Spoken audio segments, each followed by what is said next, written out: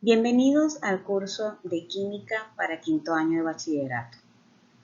Este contenido programático de la cátedra de quinto año está muy ligado a lo que es la química de tipo orgánica, la química de los compuestos vivos, de los compuestos orgánicos, y también se le llama la química del carbono, porque la mayoría de los compuestos orgánicos poseen dentro de su constitución a este elemento. En esta primera clase vamos a ver los fundamentos básicos del enlace químico, es decir, los conceptos mínimos que tenemos que manejar para poder entender lo que es enlace químico y poder ir a la parte práctica, a la formación de los enlaces químicos. Por ejemplo, si tenemos un elemento como el hidrógeno que se combina con el cloro, él forma lo que es el ácido clorhídrico. Pero, ¿cómo se mantienen unidos estos dos elementos para formar ese compuesto? ¿Qué los mantienen unidos? Los mantiene unidos unas fuerzas atractivas. Por lo que podemos decir que el enlace químico es el conjunto de fuerzas que mantienen unidos a los átomos, iones y moléculas para formar agrupaciones estables. Existen unos conceptos que debemos entender para poder comprender mejor lo que es el enlace químico. Uno de estos conceptos es la regla del octeto.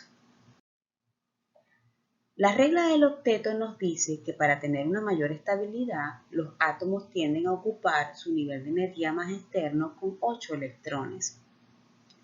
Esto es lo que se llama una configuración de gas noble. Recuerden que la capa más externa, es decir, la que queda más lejana al núcleo, esta cuando posee 8 electrones es que hace que el elemento alcance su estabilidad. A esta capa más externa o nivel de energía más externa del núcleo también se le conoce como capa de valencia. Y a los electrones en ese nivel de energía también se le conoce como electrones de valencia. Por lo que podemos decir que la mayoría de los elementos de la tabla periódica son estables cuando poseen 8 electrones de valencia en su última capa. Pero ¿esto es así para todos los elementos de la tabla periódica? No. Existen elementos que son estables con menos de 8 electrones y existen elementos que son estables con más de 8 electrones. A los elementos que son estables con menos de 8 electrones se les conoce como octeto incompleto. Ejemplo de ellos tenemos el hidrógeno, que es estable con 2 electrones, el berilio, que es estable con 4 electrones, el boro y el aluminio, que alcanzan su estabilidad con 6 electrones. Mayor énfasis aquí tenemos que hacer en el hidrógeno, porque este elemento es muy frecuente en los compuestos orgánicos. Cuando vayamos a hacer los ejercicios prácticos, tenemos que tener en claro que este elemento alcanza su estabilidad con 2 electrones y no con 8. ¿Y a qué se debe esto? A que el gas noble más cercano a él es el helio, y el helio es estable con 2 electrones. Del octeto expandido vamos a ver nada más el concepto, son aquellos elementos estables con más de 8 electrones, pero no vamos a hacer ejercicios de octeto expandido, solo de octeto completo, es decir, los que son estables con 8, y octeto incompleto como el hidrógeno que es estable con 2 electrones. Otro concepto que debemos repasar, y digo repasar porque lo vimos en el año escolar pasado, en el contenido programático de cuarto año, cuando vimos propiedades periódicas, es la electronegatividad. La electronegatividad es la capacidad que tienen los átomos para atraer electrones cuando se combinan químicamente. Si yo les digo que un elemento es muy electronegativo, que estoy diciendo que ese elemento es bueno atrayendo electrones. Y si les digo que un elemento es poco electronegativo, él no es bueno atrayendo, él es mejor dando electrones. Decir que un elemento es poco electronegativo es lo mismo decir que un elemento es muy electropositivo. Pero recordemos cómo se comporta la electronegatividad en la tabla periódica. En un mismo grupo, es decir, en un bloque vertical, aumenta de abajo hacia arriba. Y en un mismo periodo, es decir, en un bloque horizontal, aumenta de izquierda a derecha, es decir, hacia los gases nobles. Pero recordemos que los gases nobles, que es el grupo 18, no poseen electronegatividad, ya que esos elementos ya son estables. La mayoría tienen 8 electrones en su última capa, por lo tanto ya son estables y no se combinan químicamente, no les interesa atraer electrones, quedando así el grupo 17 de la tabla periódica, los halógenos, como el grupo con mayor electronegatividad. Si nos ubicamos allí, en el grupo 17, y sabemos que la electronegatividad aumenta de abajo hacia arriba, nos quedaría el flúor como el elemento más electronegativo de la tabla periódica, con un valor de 4 puntos. Y el francio sería el elemento menos electronegativo de la tabla periódica, con un valor de 0.7 puntos. ¿Cuáles son los tipos de enlaces químicos que nosotros estudiaremos? 3. Enlace de tipo iónico, enlace de tipo covalente y enlace de tipo metálico. El enlace de tipo iónico se forma entre un metal y un no metal. El metal será el elemento electropositivo y el no metal será el elemento electronegativo. Es decir, cuando se combinan estos dos elementos, un elemento es bueno donando electrones y el otro atrayéndolos, por lo que siempre va a haber un elemento que pierde electrones y otro que lo gana. Para que se dé esta unión debe existir una diferencia de electronegatividad entre los dos elementos que se están combinando mayor a 1.7. Eso lo hablaremos más adelante, cómo se calcula este valor. En el enlace covalente se forma entre un no metal con otro no metal. Es decir, ambos elementos poseen electronegatividades similares.